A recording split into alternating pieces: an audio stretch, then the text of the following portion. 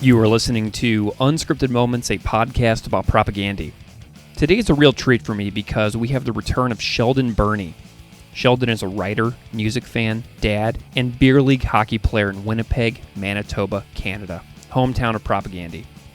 When I was planning out the Dear Coach's Corner episode way back in early 2021, Sheldon's name was floated to me by someone else in Winnipeg, but I can't quite remember who. Maybe Sam Thompson from Witch Police Radio, or Jamie Fougere, who has done a lot of podcast artwork for this show, and maybe it was Randy Frickus who filmed the failed Imagineer video. Anyway, Sheldon and I had an absolute blast talking about hockey, Winnipeg, and Dear Coach's Corner for episode 50. A few months after that, I met Sheldon at the Propagandhi shows in October of 2021 in Winnipeg, and we had a great chat. And I am delighted to bring you a conversation about his book, Missing Like Teeth, an oral history of Winnipeg underground rock from 1990 to 2001. This book is out of print and only had a print run of about 500 copies. It sometimes pops up online used, but the best way to get it is on an e-reader for very cheap. If you are interested in the history of Winnipeg rock, which everyone who listens to this podcast should consider doing, check it out if you can. It's very good, and it has tons of great interviews and content from John K. Sampson, Chris Hanna, George Samoleski, Todd Kowalski, but also other past members of this podcast cast, such as Greg McPherson, Derek Riel, and Jameel Russell, as well as G7 member and Agassi drummer Derek Hogue, the legendary musician Biff Naked, and former Propagandhi bassist Scott Hopper. The book is really good, so please enjoy my conversation with Sheldon Birnie on his book, Missing Like Teeth.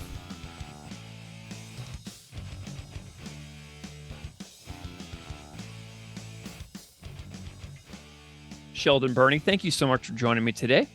My pleasure. Thank you for having me. It's great to have you here, Sheldon. I'm wondering if you can spend a moment and introduce yourself a little bit to the listeners out there so they know a little bit about you and your work. Okay. Well, my name is Sheldon Birnie. I live in Winnipeg, Manitoba, Canada. I'm a reporter by trade, I guess, a community journalist for the Free Press Community Review, which is a free weekly publication in Winnipeg that covers the community stuff that the Daily doesn't quite touch on. A number of years ago, I guess 8 years ago now, I wrote a book about Winnipeg's underground music scene, which is called Missing Like Teeth, an oral history of Winnipeg's underground rock from 1990 to 2001. And that book was a great experience, and we're gonna dig into it here. Yeah. I'm so excited. Sheldon, how did you get interested in general, just like in writing? How did this grip you and take you down this professional path? That goes way back to like an interest when I was a kid in just writing stories, basically, ripping off or rewriting, like Monty Python sketches or whatever, and I just kept doing it because that's what you do sometimes. I guess I had some early encouragement or found, early on outlets were directed towards like youth writing and youth art in Canada. There was one publication in particular called Into Print that had a mandate to, focus on and publish and give experience to youth. I think it was like 12 or 14 to 19 years old. I was around for 3 or 4 years before it kind of went under. I think it had some, government was reliant on government funding, but that got me the experience early on of submitting and getting rejected, but continuing, like not giving up. And kind of got into that, into doing that. And from there, just, found opportunities to practice writing, whether it was, on my own or through zines or submitting to literary journals. And then later on, when I went to University of Manitoba, that involved getting involved with the community, or not the community, the student paper there, the Manitoban. And then from there, that opened up, that journalism was a way to maybe make money or to sort of make money. And so I would, found myself pursuing those opportunities. And then here we are today. I just keep trying to find ways to do it, as that's what I like to do. Amazing. Well, in the future, you and I know we have some plans to chat about some of your novels as well. So we'll get to the fiction and the creative aspect of literature in the future, in future episodes that we're planning on doing. But today we're going to talk a little bit about some nonfiction Yeah. that you did, like you mentioned, Missing Like Teeth, an oral history of Winnipeg underground rock from 1990 to 2001. I want to know a little bit about your experience with music, kind of set the stage Right. here for your context and your burgeoning interest in music and the Winnipeg scene that you came to document later on through this book. Kind of take me back to your origin and entry into this world. Okay. Well, I grew up in northern BC, so a town called Dawson Creek, which is about 6 hours north west of Edmonton, Alberta. So there wasn't really any sort of, music scene going on there. There's a couple, dudes in every grade who played like, some sort of Nirvana ripoff or Pantera ripoff kind of stuff, which is great and fine. But there wasn't any real, like no bands would tour there. There was no scene whatsoever. But coming and spending time in the summers in Manitoba, where my parents are from and my extended family all live, I got introduced to, punk rock music, underground kind of music. And then from there, found out that, Much Music, which was like the MTV in Canada, had a late night show for about half an hour on Fridays called The Wedge, which played indie underground videos. And so was able to then realize that there are these bands doing really cool stuff, and holy, you can, mail order, you can write them a letter and send them a money order for $12 and get the latest CD from the Kittens or whatever, and so from there was hooked on that this was a thing that was happening. It was happening in Canada, it was happening in the States, it was happening in Winnipeg, which to me was a place that I had access to and understood on a level.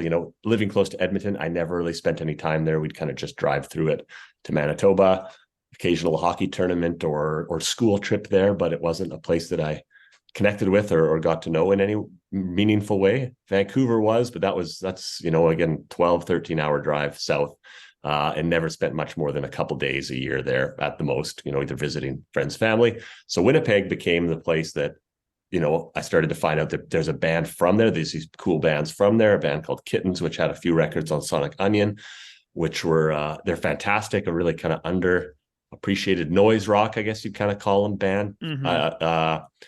And then, by dint of, Fat Records and working in kitchens and hanging out with punks and getting to be friends with, kids who like that kind of stuff, discovered this band called Propagandhi, which of course were from Winnipeg. And to me, that was like, whoa, there's this band of Fat Records that is from Winnipeg, and they appear to be, skids like me and my pals who sing about hockey and whatever. And so from there, it was, by that point, they had already put out a couple records, and I believe had started their record label, which also featured, the Weaker Thans and other acts that were connected to them through Winnipeg. And so for me, it became a almost like a mecca of this kind of stuff that was happening because it was accessible. I could spend time there. I could visualize what they're talking about, where these shows were going on. So when I got old enough to start attending those shows in the summer, that became a big thing for me. Amazing. This is great. So this book. So what era are you This would have been the late entering? 90s, 2000. I graduated 2001, so would have came into actually seeing this stuff at the end of it when some of these bands were already established.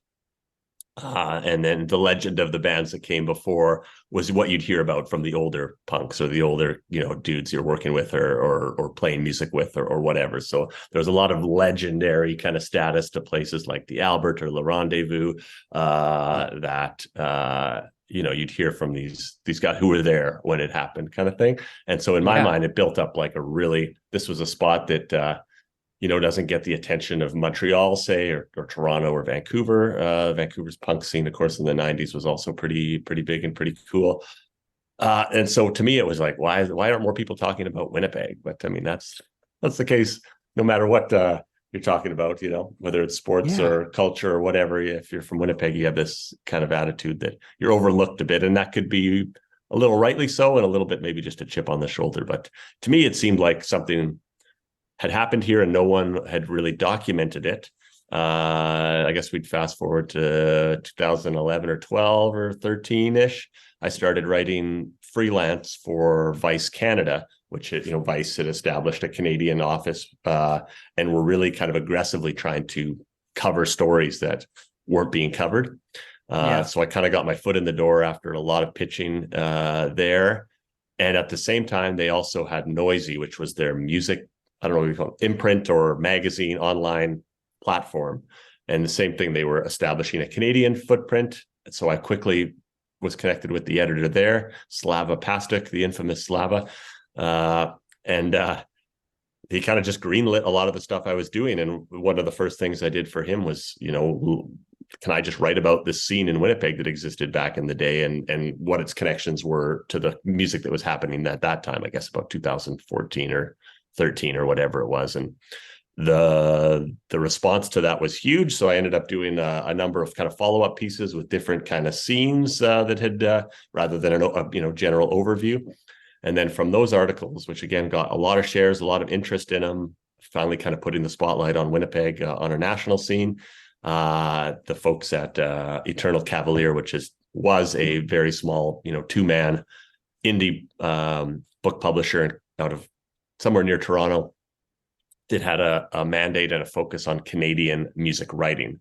I got in touch with them over Twitter. I was familiar with the books they'd put out. They'd put out 2 or 3 by that point.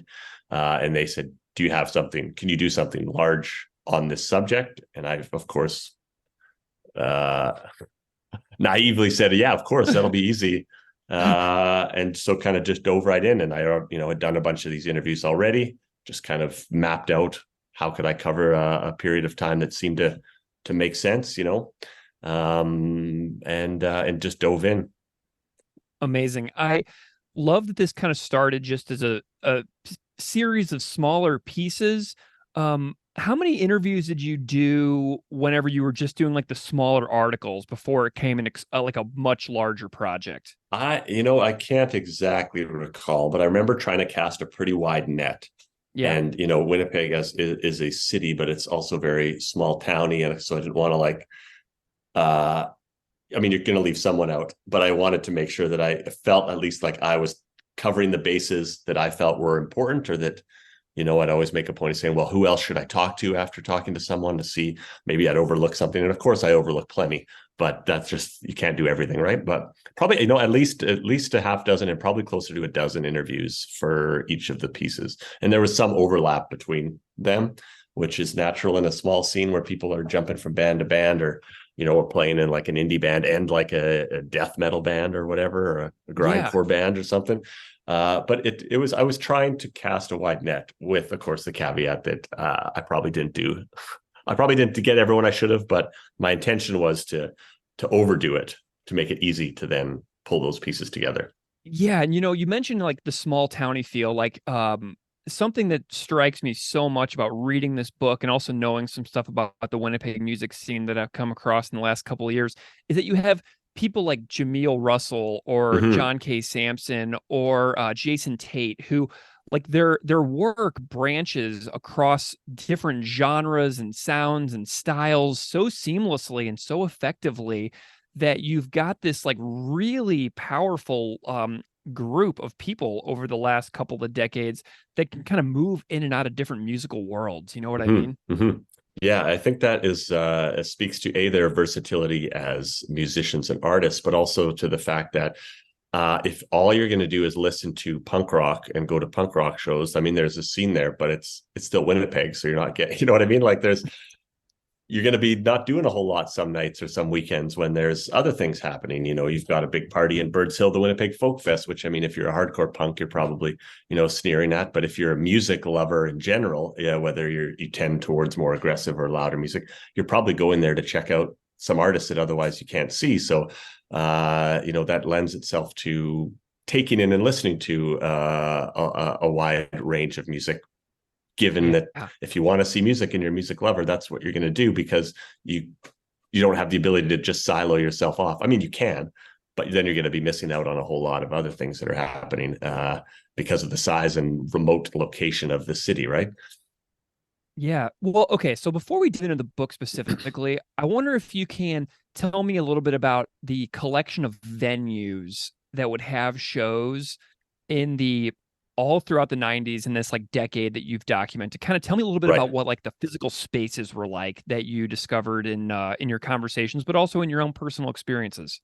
Right. So a lot of the primary venues that would be giving not only medium size or bigger underground bands a place to play, but also providing locals for a place to play. You've got bars like Wellington's, which was in the basement of the St. Charles Hotel. It's been condemned and boarded up for years. I don't know if anything's ever going to go there now. Next door, you had the Royal Albert, which is to this day opening and closing, and people are trying to make a go of it, but its heyday would have been in the 80s and into the 90s, where you had an owner that was very open to getting local bands on the stage, but also promoters that were bringing in kind of bigger punk rock bands or bands from the States or bands from the rest of Canada.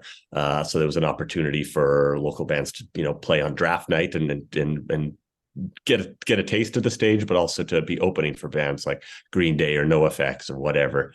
You had kind of more underground venues, which I think were probably closed by the 90s, like the Cauldron and various kind of DIY sort of spaces. You had a larger place like the Rendezvous, which is just across the river in St. Boniface, the neighborhood of Winnipeg. All these are a short bus ride or walk from each other in downtown Winnipeg.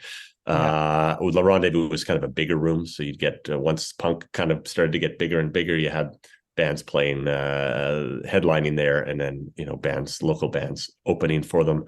The University of Winnipeg would sometimes put on shows. University of Manitoba, which is way in the south end of town, would host shows.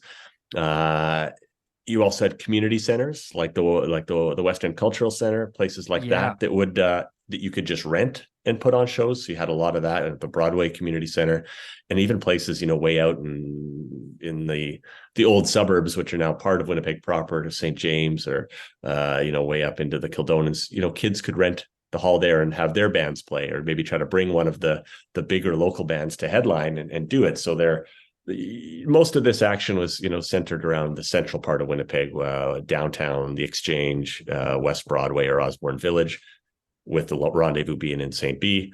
But it would there was lots of opportunities for kids, anyone with a DIY spirit, to get something going at community centers or some of these underused halls and spaces in churches or the Belgian Club out in St. Boniface or whatever it might be. So there's lots of opportunity to get that kind of thing going.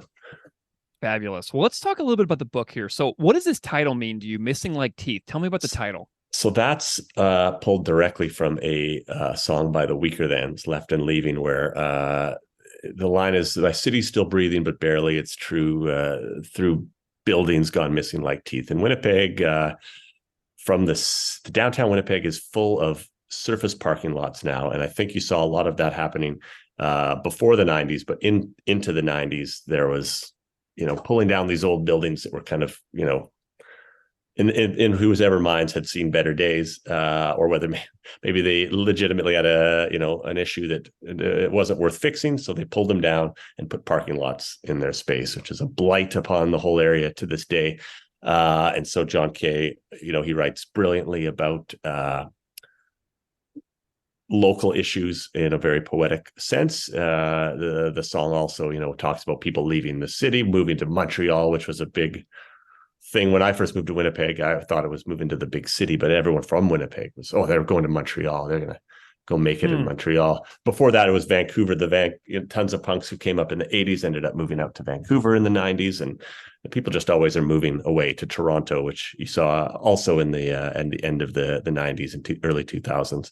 A bunch of those musicians have since moved back to Winnipeg, but that was the pull was to somewhere else, right?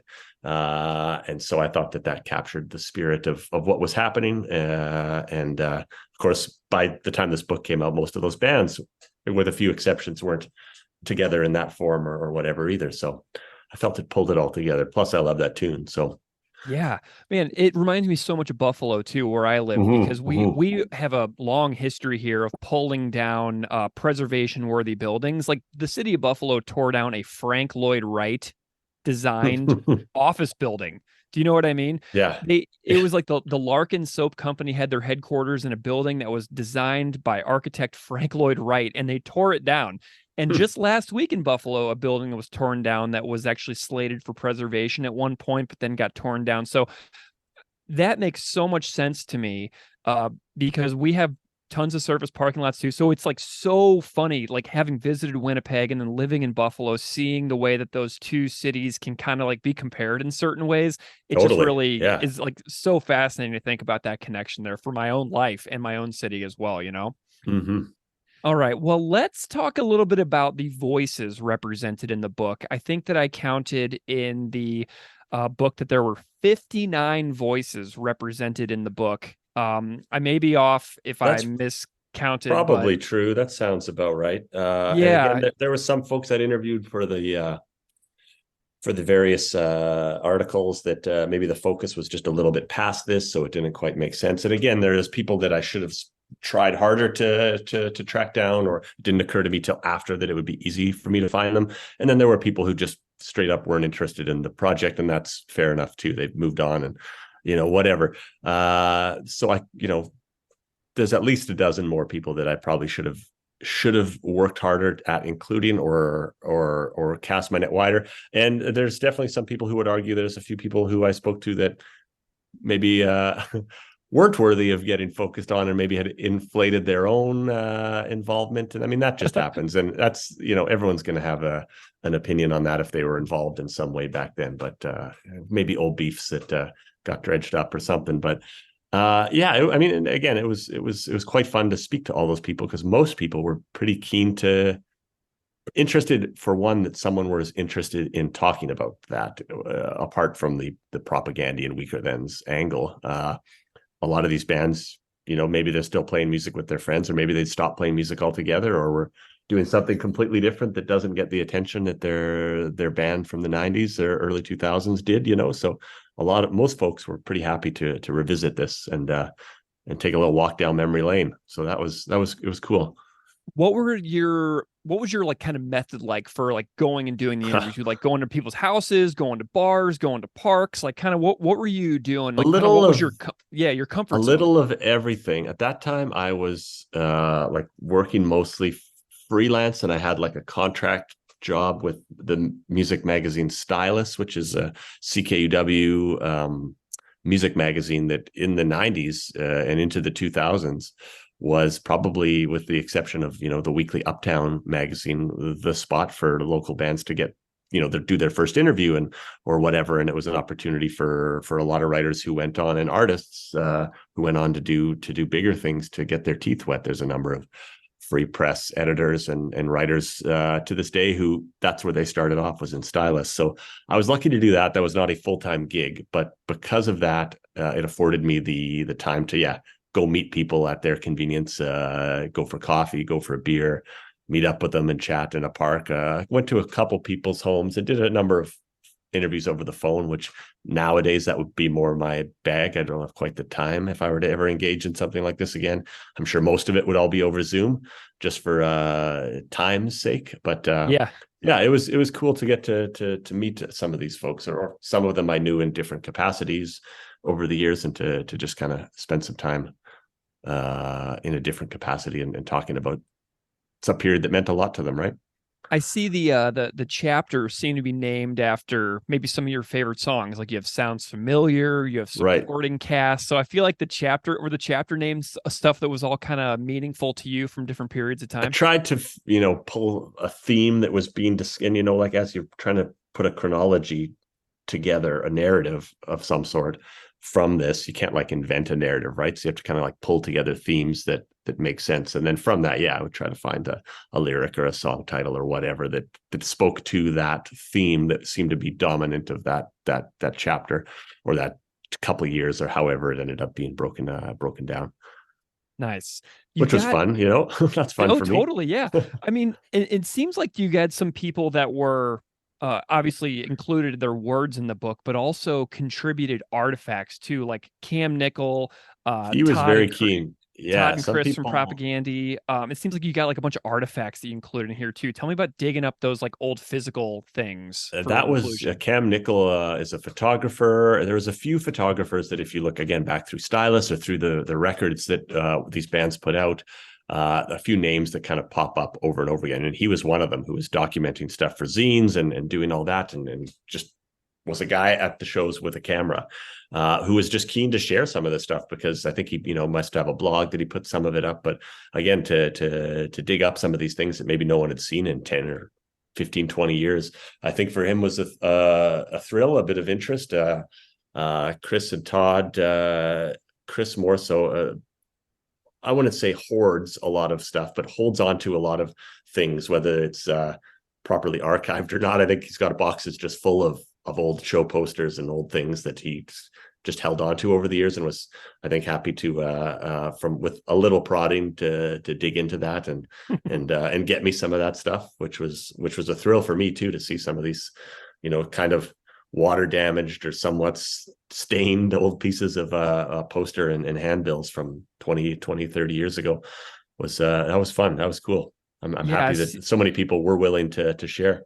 My favorite one in there is the NoFX 1992 shows in October of 1992, where Propagandhi opened and then eventually famously went on to get signed to the record label owned by Fat Mike Burkett from NoFX. So that's kind of like a moment here for me that really connects to my fandom in music from back in the day, seeing that moment where it's like, this is where those two worlds collided and then led to the rise of that record label that went on to be so iconic, Fat Records, because so intertwined. What was it like digging through? I know Stylus was involved. You got some stuff from Stylus and CKUW. What were their archives like? Stylus, so they have a tiny office in the, I assume it's still there, in like the student union part of the University of Winnipeg, which is right downtown on the border of the West End and downtown in Winnipeg. And they have had, at least, and I'm pretty sure they still do, copies of every issue that they've put out since 1989. And so on days when I would have office hours and have to be in there and there might not be a whole lot to do, I've already got everything uploaded or edited or whatnot, I would just flip through for my own interest. And that's where, the part of this idea for this came about, was finding that first Propagandhi interview, or seeing the first Weaker Thans interview before they'd even put out Fallow or whatever, right? Like discovering that stuff that wasn't online, because no one had taken the time to digitize it, because it's always a staff of 2 or something at that place, right? And there's not funds to do it or whatever. Was just fascinating to me, and wanting to be able to dig into that and share some of that with a wider audience was great. And I mean, good on CKUW for seeing the historic value in that stuff and kind of keeping a space for people to engage with creativity and local history and politics and all that open and on the air. And I mean, the University of Manitoba station does a similar kind of thing, but just the physical space of CKUW and Stylus at the U of W, right downtown, kind of adjacent to where a lot of this was going on, is kind of invaluable for that scene anyway. What were some of your favorite interviews that you did? Like, what are some standout memories from that time that you were like, just really blew you away and that you really hold as like a cherished memory in your own experience? I mean, the two big kind of bands that I keep going back to, of course, are Propagandhi and the Weaker Thans. And I mean, as a kid, those guys seemed like on a level of like famous rock stars, right? But then you realize, they're actually just these dudes. But they were all the guys I talked to from those groups were very generous with their time and supportive of the project. And it really, I mean, I'd met and interviewed them by then anyway in different capacities, so it wasn't like it was a revelation. But looking back at it, those conversations were really open and fun, and I just really value how willing they were to share their time and these stories and kind of support a silly little project like this. I felt that was really cool, and still remains cool to me to this day. So those guys were great. But and then digging around and connecting with there's a couple guys. There's Ted Sim, who I don't know how much he's not really like a chatty type chatty Cathy, but he played drums in SNFU in the 80s and has been involved in a million other kind of projects. He was one of those guys that moved to Vancouver in the 90s and moved back. And I got to know him through his band Trousermouth, which are kind of like a shock punk kind of. They're a funny band, but I got to know them years and years ago. And so sitting down with Ted, and again, he's not just, he's not sitting there waxing poetic about the old days, but he'd offered like a nice little insight here and there about something, and it's just a cool dude to be able to sit and chat with, or run into at a punk show and chat with, and think, oh yeah, that guy is on one of those SNFU records. It's so good. And, played hundreds and hundreds of shows around the world with them, but it's just the most unassuming little guy you'd ever think of. Right. So getting to meet folks like that and get to know them on a personal level, it was cool about the project, but also cool about living in Winnipeg, because that's just what you do if you're going out to shows and meeting people and social in that way. Right. Yeah. Well, okay, so tell me a little bit about the way you broke down the chapters. I see you have like some time periods, right? You've got a chapter about 1990 to 1992. You've got a chapter about 1993 to 1995. Kind of how did you delineate the time periods for the organization structure? Again, that kind of just came out of doing a bunch of the interviews, sort of seeing where the scene or the bands were at that time, and noticing some kind of trends. You see, like, some bands were kind of on the rise. No one had really, just kind of trying to map out trends. You've got, the first Propagandhi record comes out in 93. And so that had kind of been the culmination of, bands like Red Fisher touring a whole bunch and kind of establishing these connections for the bands that came after them to tour and to do stuff. So you ended up seeing, what is it? A rising tide lifts all boats, or whatever. If it wasn't for the work of this band, this couldn't have happened. And so things kind of moved along a course. And then, of course, once Propagandhi gets an album out that's on an international label, it puts a little spotlight on Winnipeg. You're starting to see that whole label and that whole kind of wave of punk rock is getting bigger.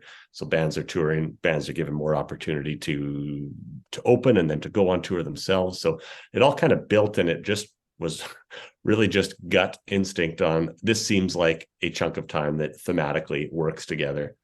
Seems like they made another step here. Oh, there's another wave of bands coming in after. And there was no science to any of it. I did not have any real plan going in. It was a matter of just trying to identify stuff that worked together. And then, so that brings up a good point. I'm thinking about the methodology of going about making an oral history project for something like this. And I know that in the past, you've casually mentioned to me that maybe there would be some things that you would do differently about if you were going into a project like this now. mm-hmm. What were some like methodology, quirks and some things that you discovered about the process that maybe you'd have been like, oh man, I really wish I would have done this way, that way, stuff like that. I'm so curious. Yeah. I would describe the methodology that I used with this as a complete lack of methodology. Completely not knowing what I was doing. I'd read, I don't know how many oral histories of other bands or scenes, and being like fucking just naive and headstrong and stubborn, I figured that this will be a cinch, and it was not a cinch. But I just spent lots and lots and lots of time just trying to make it work. At the same time, at the University of Winnipeg, there was, I don't know how well established they were at the time, but they were emerging and now are established as an oral history center, where I know someone who has gone on to work there. And if I had, I also was on a bit of a deadline. So I was like, I can, and I'm going to get this done quick in this year or whatever.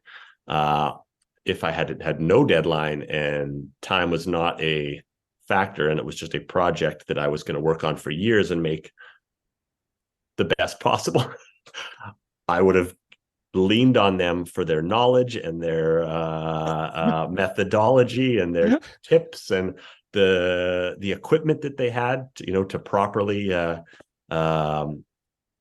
archive the interviews and all that stuff. All this stuff was on my phone, which most of it is gone or lost at this point. But they are a great resource that I wish I had the time and the brains, I guess, to go and ask for help for them.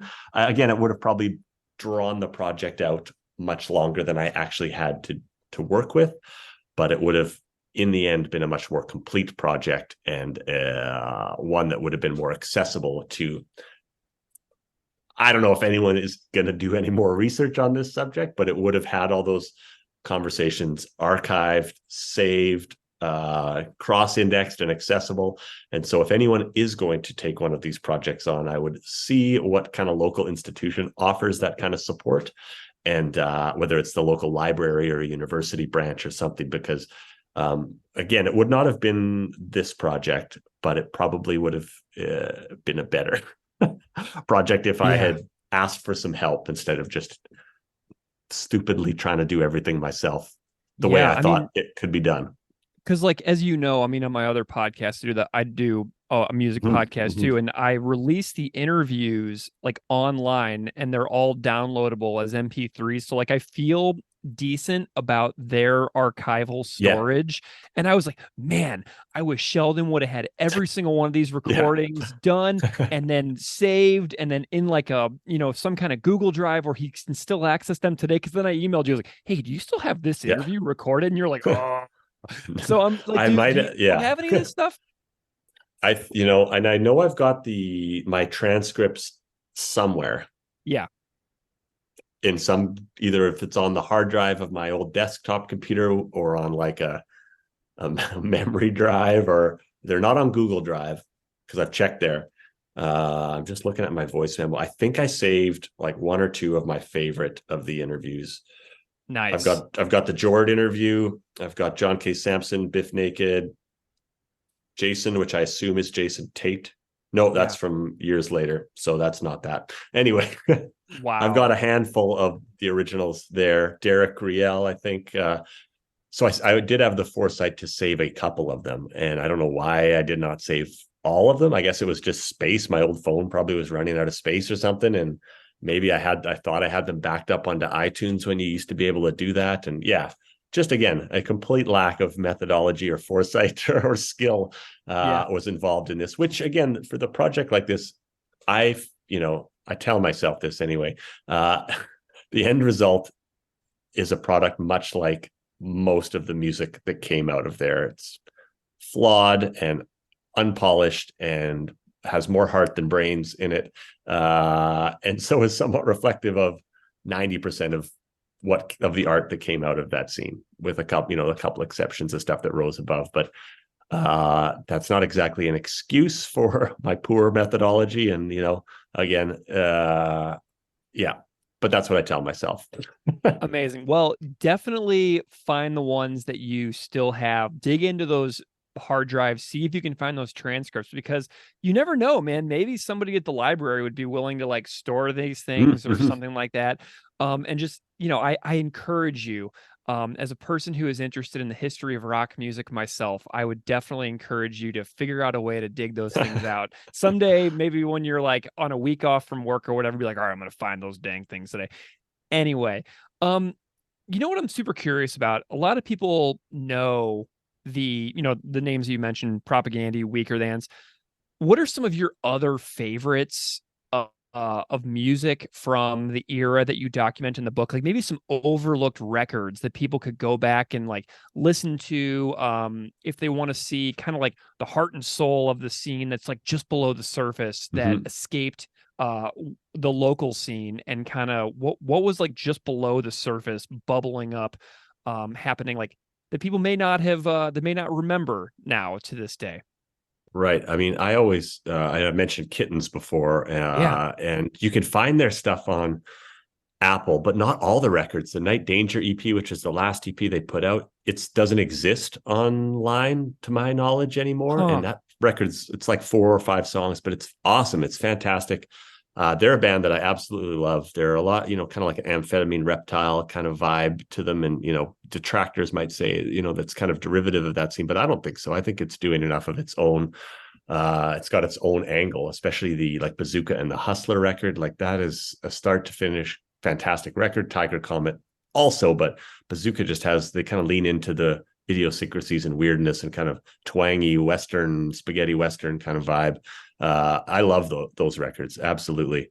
The Bonaducci's were a great band that, they've, the Democracy of Sleep and K is for Catherine. Those records are awesome. They're really kind of emo-y, but maybe you'd put that under emo, Midwestern kind of emo, but also kind of doing their own thing as well. And I think those records are amazing and should be celebrated. They put out some stuff. They came back, were reunited a few times over the years and put out neat stuff. And the folks in those bands are still active in, their own fun little projects or whatnot. But I really like those two Bonaducci's records as well. There's some heavier stuff, of course, like, you have Malefaction that put out a number of, if you're into that kind of death metal, grindcore kind of stuff, like their records stand up with a lot of stuff that was coming out from Canada. And then, of course, they had a really cool political kind of messaging. The singer from that, Travis Tomchuk, is like a university professor in like labor history and whatnot, and a super interesting dude. He's very interesting in and of himself. So yeah, those are some that stick out right away. I love the I Spy record. I mean, that band was from Regina, but moved to Winnipeg, and of course Todd Kowalski, long running member of Propagandhi now. But their stuff I really like because it is so raw, and you kind of see where he ends up going as a musician. But those records are as raw as they come, and I love them. Man, some of my favorite ones too is like Elliot, Ben Oh Sigurdsson. yeah. Elliot was great. Band from Atlantis Yeah, was that also record's another really good good. one. That Doug band, McLean, like, dude, I yes. feel like Doug McLean needs to get a little bit of a love here. Tell me a little bit about like what you know about Doug McLean, because he was in so many important bands. Like Painted Thin is amazing. Yeah, Band from Atlantis, Bonaducci's, Paperbacks. right. Yeah, he is a very unassuming, guy who is just a fantastic writer. And that's the thing with his, I mean, musically, all those bands he was in they write catchy songs, they got rocking songs, they're very talented musically, but his lyrics are just, I remember an early interview with where I first heard of them with the Weaker Thans. It was either in Exclaim or in Stylus back in like 98 or 99. I think it was before Left and Leaving came out. It might have been Exclaim, and someone was like, well, who do you listen to, or who should we listen to in Winnipeg? I'm paraphrasing, but he pointed out the Bonaducci's, and he said something along the lines of that the Bonaducci's should have a statue at the ledge of them instead of whoever else. The statues all go up around the legislature, something to that effect. And you can, when you listen to those early Bonaducci's records, Democracy of Sleep in particular, I think John Kay has he sings a little backup on one or two of those songs, but you can see an influence in, from the Propagandhi John Kay songs to Fallow, and then especially the jump to Left and Leaving. Yeah. Very similar, focus on the detail to bring out the greater metaphor or whatever. And they're very similar writers in those ways. And I don't think I'm putting words in John's mouth at all, but I think especially at that age, Doug would have been a writer that he looked up to on the local scene, and likely was influenced by. Yeah, well, and then you got another total legend in the book, Biff Naked. Yeah. What was it like interviewing Biff Naked? She's great. She is another person very generous with her time, very positive, just a really like a ball of positivity. She's probably the nicest lady, out of that scene, but is, rose to become a rock star of her own, with music videos on Much Music and whatnot. And again, was very generous with her time and spoke very candidly about, the influence of the late 80s, in her case, particularly early 90s scene, had on her and her ability to kind of, her band Gorilla was one that moved out to Vancouver with the other punks, and then quickly, I think, broke up as soon as they hit the coast or whatever, or shortly thereafter. But yeah, she's great. And, she sang on that one SNFU tune from the early 90s there, the mid 90s. And yeah, she's done so much cool stuff, but is not shy about, bringing it back to, getting her started in Winnipeg. I think she grew up in Dauphin originally or something like that, and then moved to the city as a teen. And yeah, she's cool. Amazing. Well, something that really stands out to me is that, so in October 2021, I was fortunate enough to go to Winnipeg, right, and going there and walking the streets and seeing the Royal Albert and seeing the Burton Cummings Theater and seeing the Park Theater and the West End Cultural Center.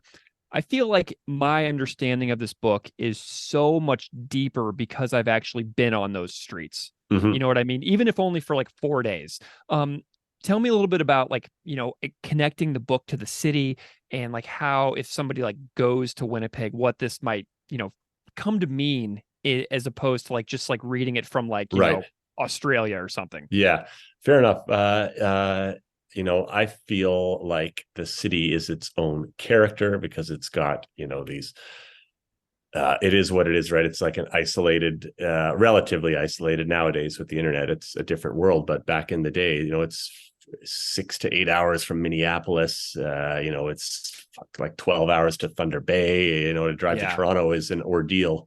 And then the next, driving to Calgary is 12 hours, which isn't hard to do because it's a straight line, but it's 12 hours, right? So it's an isolated place. It's got its history and it's got character to it as well. So I felt like, the songs of the weaker thens going back to him or Greg McPherson, who's, mentioned a little bit in the book. Oh, Greg Some of their McPherson. tunes, they're singing about place, and place is very important, whether it's, as a theme or a character in and of itself, or a series. Place stands in for the factors that, lead to the characters making this decision or being unable to achieve this or whatnot. And I think Winnipeg acts as both a limiting factor and also as a catalyst to a lot of the creativity of these bands, right? Whether it's the desire to get out and do something or the desire to prove themselves in a small pool or whatnot. So it's its own character. And I mean, I would hope that you don't have to be here to get it, but I understand that it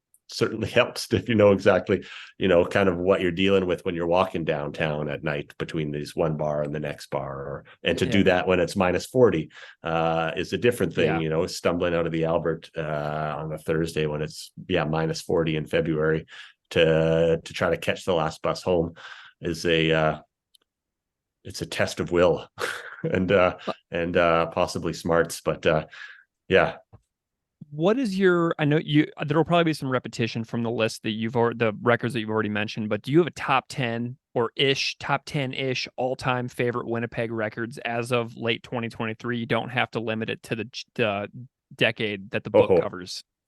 that would be difficult, but I could try to go off the top of my head.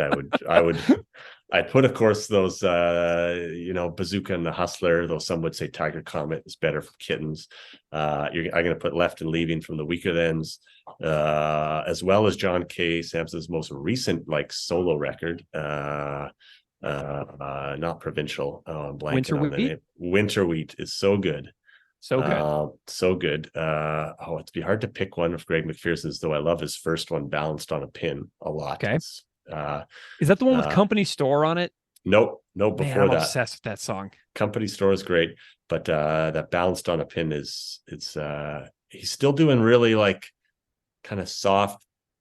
They're using his softer voice. He's not gone full rock and roll. Oh man, he's intense.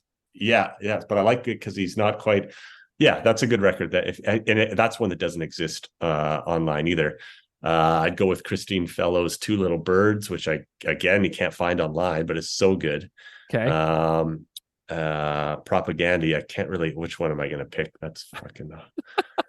You get probably it's either supporting cast or Today's Empires. I mean, I can give you both of them. You're still only up to 8. Yeah, but then you don't want to there's so much other good shit in here that I'm just gonna end up leaving out.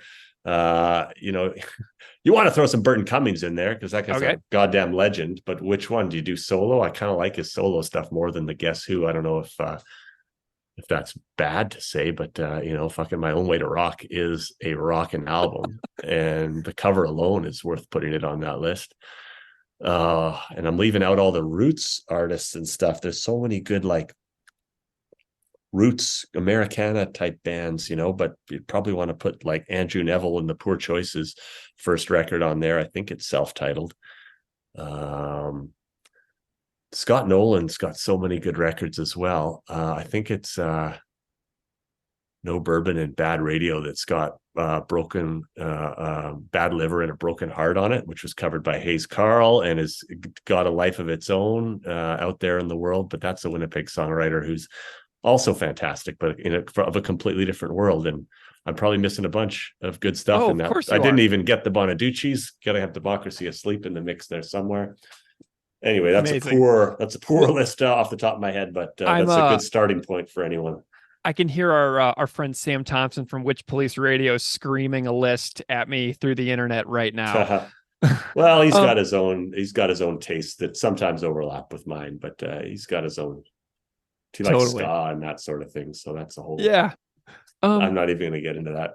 you And I you didn't did mention it. any hip hop because that's not really my scene. But those Farm Fresh records are awesome, though. I guess they're more of a Brandon band, but there's a lot. Amazing. There's lots of good stuff. It's so amazing too that this such an isolated place has such a thriving and vibrant amount of music that has come out of it. It's so inspiring. A question that I do want to ask you is you dedicate the book to a person named Jonah. I Yeah. wonder if Oh you can man. tell me a Jonah story. So my buddy Yona was a guy who I worked with at Custom Culture, which was like a head shop in Osborne Village back in the day. Hmm.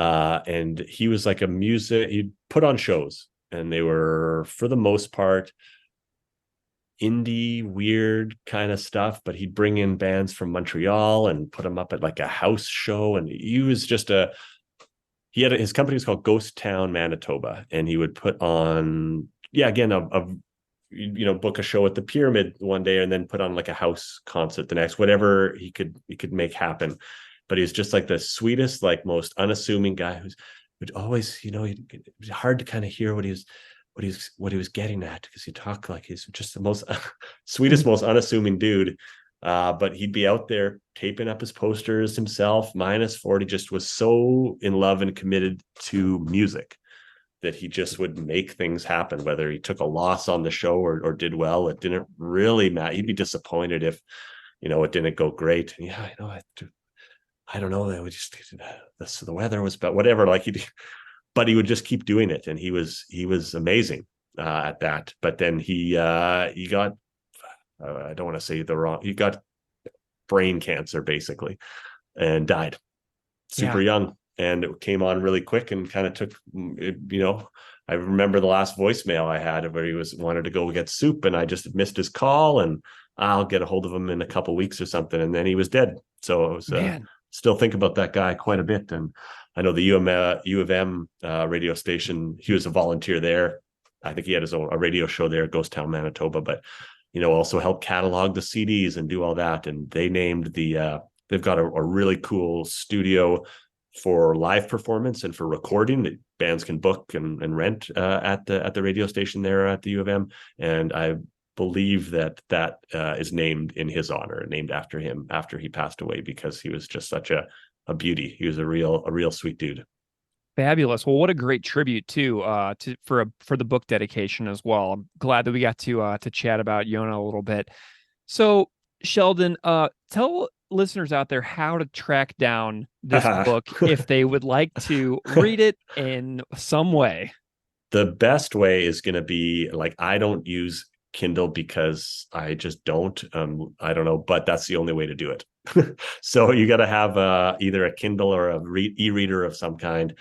Occasionally, I think there's 500 copies of this ended up getting run over a couple printings, and they're all gone. Like the Eternal Cavalier closed up shop a number of years ago, and so occasionally they pop up on Amazon used, and people are putting a price tag of over $100 or something on these. And I don't Wow. know if people are buying them or not, but that's the only way to do it. I hope one day, not that I would want to do the work to like fix all my, omissions or whatever, spelling quibbles, this and that in the book, but I'd love to see it have a secondary print run, even if it was limited one day, but I don't know if that's going to happen. But at this point, you can get it off Amazon, Kindle, and that's going to Nice. be your best bet.